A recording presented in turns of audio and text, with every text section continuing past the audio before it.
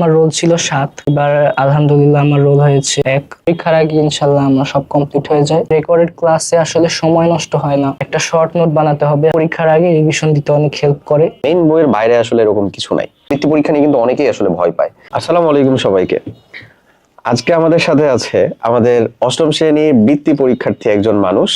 সে তার নাম পরিচয় নিজেই বলুক। ও এবার অষ্টম শ্রেণী থেকে নবম শ্রেণীতে উত্তীর্ণ হয়েছে এবং বেশ ভালো বৃত্তি পরীক্ষাতেও আজকে ইনপুট দিয়ে আসছে। বাকিটা আল্লাহ ভরসা, দেখা যাক বৃত্তি পরীক্ষার ফলাফল কি হয়। ভাইয়া, তোমার পরিচয়টা দাও। আসসালামু আলাইকুম, আমার নাম রিয়াদ বিন রহমান। আমি অষ্টম শ্রেণী থেকে নবম শ্রেণীতে প্রথম হয়ে উত্তীর্ণ হয়েছি। গত ক্লাসে আমার রোল ছিল 7, এবার আলহামদুলিল্লাহ আমার রোল হয়েছে 1। আচ্ছা, যাই হোক, তো আজকে আমরা এই যে রিয়াদের 7 থেকে 1 হওয়ার যে জার্নি, এই জার্নিটা পুরোটা আসলে শোনার চেষ্টা করব। তো এই জার্নির মধ্যে ও কোন কোন চড়াই উতরাই গুলা পার করছে, কিভাবে আসলে পড়াশোনা কমপ্লিট করছে, সেটা ইনশাল্লাহ পুরোটা রিয়াদ আমাদের সাথে আর কি শেয়ার করবে। এবং এইটা শুনে আশা করা যায় ওর যে ফেলো ব্যাচ, মানে ওর যে জুনিয়র গুলা আছে, সেই জুনিয়র গুলা ইনশাল্লাহ এখান থেকে অনেক বেশি উপকৃত হবে। তো ভাইয়া, আমি যদি একটু বলি, তোমার অষ্টম শ্রেণীতে থাকতে কোন বিষয়টা আসলে সব থেকে কঠিন বা সব থেকে মানে হার্ড মনে হয়েছে? আমার মেইনলি মুখস্থ টাইপের যে বিষয়গুলো আছে, বায়োলজি বা বিজিএস, ওগুলা যদি আমি না বুঝতাম তাহলে আমার একটু প্যারা লাগতো জিনিসগুলো কমপ্লিট করতে। এটা নিয়ে ডিফিকাল্টি ফেস। মানে সায়েন্সের যে বায়োলজির অংশ আর বিজিএস এর কিছু অংশগুলা, এটা বোধহয় আমরা সবাই কম বেশ এই প্রবলেমটা আসলে ফেস করি। আচ্ছা, আর আর জিনিসটা হচ্ছে, তোমার এই পুরো জার্নিতে কখনো কি মনে হয়েছিল যে তুমি পারবা না? জি, এটা কখন আসলে? অর্ধবার্ষিক পরীক্ষার পরে আমি যখন অর্ধবার্ষিকের পরবর্তী পরীক্ষা দ্বিতীয় টিউটোরিয়াল পরীক্ষাটা দিতে যাই, তখন আমার কনফিডেন্স একদম লো হয়ে গেছিল, মনে হচ্ছিল যে আমি পারবো না। এটার কারণ ছিল কি যে অর্ধবার্ষিকে ফলাফল ভালো আসে না, এটার জন্য এমন অনেক কিছু? খারাপ আসছিল। আচ্ছা আচ্ছা। তো তুমি যখন পড়াশোনা করতা তখন আশা করা যায় একটা রুটিন মেনটেন করে পড়াশোনা করতা কম বেশ, তাই না? একটা রুটিন বানাইছো না? একটা রুটিন মেনটেন করতাম। রুটিন মেনটেন করতা, স্কুল থাকতো, তারপরে হচ্ছে অনলাইনেও পড়তা, তারপরে আবার হচ্ছে যে কি বলে যে বাসায় এসে ভাইয়া পড়াতেন, এমন কিছু। তো সবটা সময় মিললে তো আবার নিজেরও পড়াশোনা করতে হতো, তো ওখানে যে অনলাইন মানে রুটিনটা মেনটেন করতা, তো রুটিন ভেঙে যেত না ভাইয়া? নর্মাল রুটিন অনেক সময় মেনটেন হতো না, তখন মানে পরবর্তী সময়ে টাইমটা আমি ম্যানেজ করে রুটিন মানে ওই বিষয়টা পড়ার চেষ্টা করতাম। মানে পরবর্তী যে কখনো ছুটি বা গ্যাপ পেলে সেই সময়ের মধ্যে আসলে সেটাকে পড়ে নেওয়ার চেষ্টা করতাম। যাই হোক, এটা গুড একটা অ্যাপ্রোচ অ্যাকচুয়ালি। আমরা আমাদের অনেক সময় রুটিন ভেঙে গেলে, আচ্ছা তোমার কি কখনো রুটিন ভেঙে গেলে এমন মনে হইতো যে আমার মানে একটু গিল্ট ফিল হচ্ছে বা খারাপ লাগতেছে, এমন কিছু, এমনটা কি ফিল হইতো? এই জিনিসটা অনেক জরুরি আসলে। মানে আমাদের অনেক সময় এরকম হয় যে রুটিন একটা ভেঙে যাওয়ার পরে একটা গিল্ট ফিল হয়, এবং এই গিল্ট ফিলটা আবার মানে আমরা এই গিল্ট ফিলটাকে রাউন্ড শেপ করে দিই। রাউন্ড শেপ মানে ধরে নাও তুমি আধা ঘন্টা ধরে রুটিনটা মেনটেন করতে পারো নাই, তো তোমার চিন্তা হয় যে আধা ঘন্টা তো আসলে রাউন্ড ফিগার হলো না, তাহলে পুরো 1 ঘন্টা ধরে আমি সময়টা ওয়েস্ট করে ফেলি, তারপরে যে আমি রুটিনটা মেনটেন করার চেষ্টা করবো। বাট রিয়াদ বোধহয় ওরকম করতো না। ও যেটা চেষ্টা করতো সেটা হচ্ছে যে যতটুকু সময় রুটিন মেনটেন হয় নাই বাকি রুটিনটুকু মেনটেন করে পড়াশোনার অবশ্যই চেষ্টা করতা, না কি করতা? যদি কখনো রুটিন ধরো ভেঙে গেছে, হ্যাঁ কিছু সময় হাতে আছে, রুটিন তো অবশ্যই ভাঙবেই আসলে। আমরা যেভাবে চিন্তা করি রিয়েল লাইফে আসলে ওরকম ভাবে হয় না। হ্যাঁ, সময় মেনটেন করা অনেক বেশি টাফ হয়ে যায়। তো তখন যখন রুটিন ভেঙে যেত, তখন কি এটাকে রেখে দিতা, নাকি যতটুকু সময় অন্তত হাতে আছে সেটুকুকে কাজে লাগানোর চেষ্টা করতে? মেনটেন করার চেষ্টা করতাম। সামনে যতটুকু সময় আছে সেটুকুকে মেনটেন করার চেষ্টা করতে আসলে। যাই হোক, এটা গুড। তো ভাইয়া, তোমার যখন হচ্ছে যে ধরো আবার এই আত্মবিশ্বাসটা কখন আসলে ফিরে আসলো? এই যে যখন মনে হলো যে তুমি পারবা না, আবার এই জিনিসটা কখন ফিরে আসলো যে না, মনে হচ্ছে তুমি পারবা আস্তে আস্তে বা ধীরে ধীরে, এটা কখন ফিরে আসলো?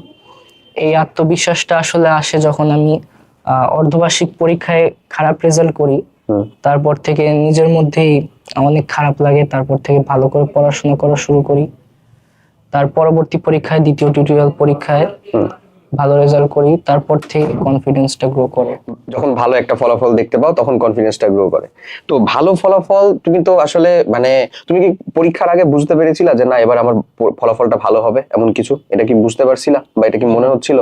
এটা আসলে কেন, মানে তুমি আলাদা ভাবে পরিশ্রম করেছো বা বেশি পরিশ্রম করেছো এমন কিছুর জন্য? বেশি পরিশ্রম করেছিলাম এরকম মনে হয়েছিল। বেশি পরিশ্রম করেছিল এরকম মনে হয়েছিল। কিন্তু তাও অর্ধবার্ষিক পরীক্ষায় যে রেজাল্টটা খারাপ হয়েছিল সেটার জন্য সেটার জন্য একটা Mental খারাপ pressure লাগা আসলে বা মেন্টাল প্রেশার আসলে ছিলই।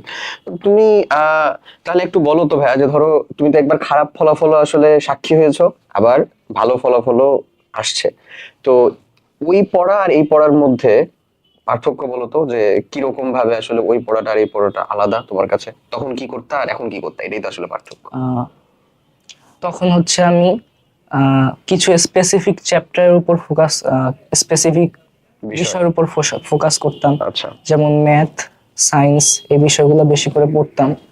আর যখন পরীক্ষা চলে আসতো, পরীক্ষার 1-2 দিন আগে বাকি বিষয়গুলো কমপ্লিট করতাম, তখন রেজাল্ট আসলে একটু খারাপই আসতো।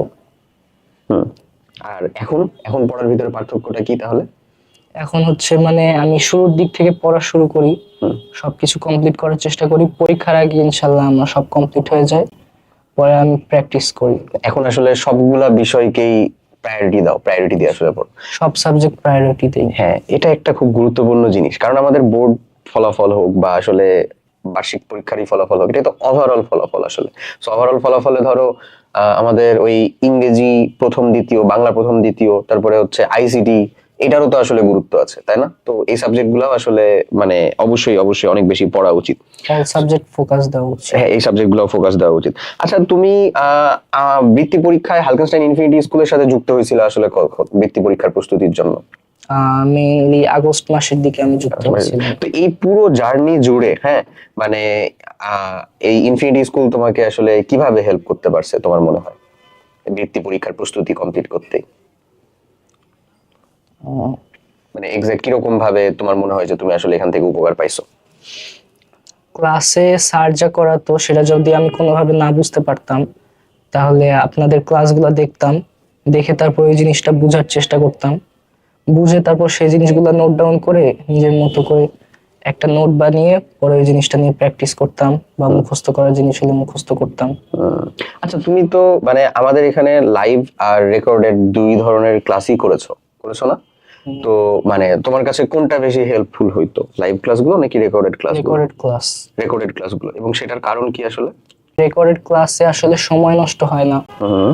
অনেককে আসলে লাইভে রিপ্লাই দিতে গিয়ে সময় নষ্ট হয়। হুম। তারপর যদি সময় যদি না থাকে, অনেক অল্প সময় থাকে, তাহলে ভিডিওটা আমি ফাস্ট ফরওয়ার্ড করে দেখতে পারবো। আচ্ছা, এই বিষয়টা অনেক সুবিধা। এটা অনেক সুবিধা।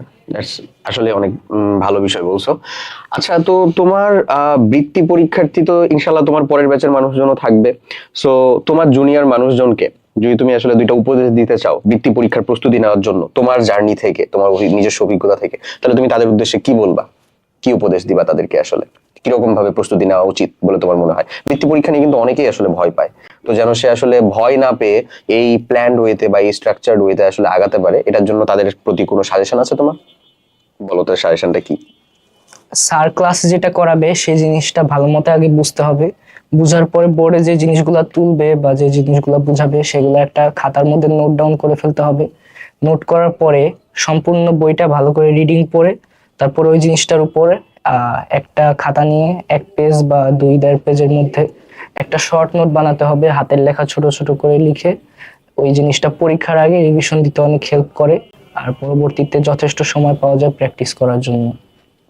অনেক গুরুত্বপূর্ণ একটা সে আসলে ইনফো শেয়ার করছে, এবং এই জিনিসটা বোধহয় আমরা বারবারই বলি আসলে, অ্যাটলিস্ট স্কুলের বাচ্চা কাচ্চা যারা আছো, মেইন বইয়ের বাইরে আসলে এরকম কিছু নাই, তাই না? মেইন বইয়ের গুরুত্বই তো বোধহয় সব থেকে বেশি দেওয়া উচিত। হ্যাঁ, তো মেইন বইয়ের মধ্যে যা আছে তা রেগুলার যদি পড়া যায় এবং মেইন বইটাকে সাথে রেখে সেটা যদি একটা নোট রাখা যায়, কারণ মানুষ মাত্র আমরা ভুলে যাই আসলে, তো পড়াশোনার ক্ষেত্রে যদি আমরা একটা নোট রাখি, সেটা আমরা যদি পরীক্ষার আগে শর্ট রিভিশন কমপ্লিট করতে পারি, তাহলে হোপসই পুরোটা আসলে পুরো পড়াটা ইনশাল্লাহ আমাদের নখদর্পণেও থাকে, রিভিশনও হয়ে যায়, এবং আমরা পরীক্ষায় বোধহয় একটা ভালো ইনপুটও দিয়ে আসতে পারবো আসলে সে অনুযায়ী।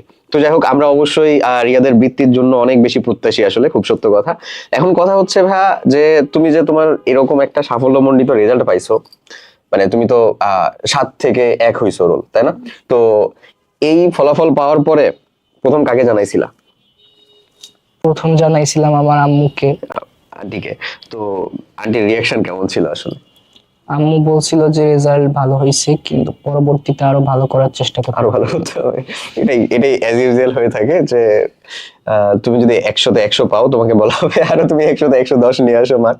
যাই হোক, তবে অবশ্যই ও যেমন হচ্ছে, মানে তুমি তোমার সেকশনে হচ্ছে যে রোল 1, আর তোমাদের স্কুলে টোটাল কতগুলো সেকশন আছে? 6টা। টোটাল 6টা সেকশন। 6টা সেকশনের মধ্যে তোমার রোল কত? 12। 12। সো এবার নেক্সট টার্গেট হচ্ছে কাইন্ড অফ এইটাই যে ও আরো প্ল্যান্ড ওয়েতে বা আরো স্ট্রাকচার ওয়েতে পড়াশোনা করে ইনশাল্লাহ ফুল সেকশনের মানে 6 সেকশন মিলে ইনশাল্লাহ সে একটা ভালো ফলাফল আশা করা যায় নিয়ে আসতে পারবে। এটার জন্যই আমরাও আসলে প্রত্যাশী, এবং ওর এই পুরো জার্নিতে ইনশাল্লাহ ইনফিনিটি স্কুল পুরো টিম ওর সাথে আশা করি হচ্ছে যে থাকবে। তো ভাইয়া ঠিক আছে, অনেক অনেক ধন্যবাদ, তুমি আজকে আমাদের এখানে আসছো, সেটার জন্য আসলেই অনেক বেশি আমরা খুশি, অনেক বেশি আপ্লুত তোমাকে সামনে পেয়ে। আর তোমার যে ফলাফল, সে ফলাফলটা তুমি ইনশাল্লাহ ধরে রাখতে পারো, সেই আশাই ইনশাল্লাহ ব্যক্ত করব। তো আজকে আমাদের মোটামুটি কথাবার্তা এ পর্যন্তই ছিল। সবাই অনেক ভালো থাকেন। আল্লাহ হাফেজ। আসসালামু আলাইকুম।